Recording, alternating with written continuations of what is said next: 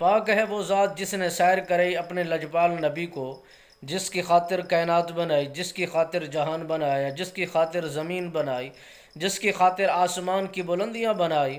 اس محبوب لجپال نبی کا ذکر کرنے کے لیے مالک بے نیاز نے فرمایا سبحان الذی اسریٰ بعبدہ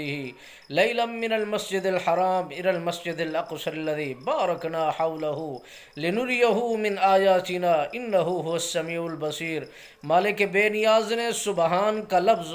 اس جملوں میں اور اس کی پہلے حصے میں سبحان لگا دیا تاکہ کسی کے دل کے اندر وہم و گمان نہ رہے،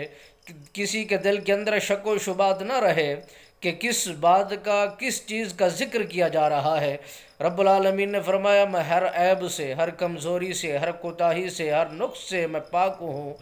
اس لیے میں خود بتا رہا ہوں کہ میرے نبی لجپال نے اور میرے محبوب سرکار نے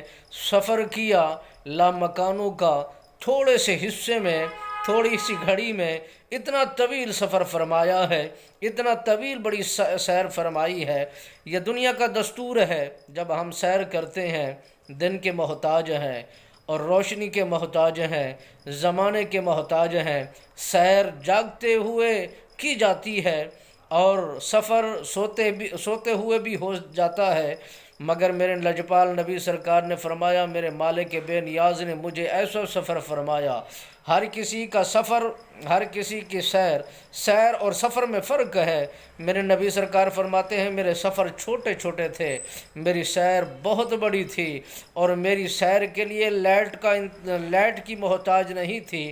زمانے دنیا کی محتاج نہیں تھی، میں تو خود نور علی نور تھا۔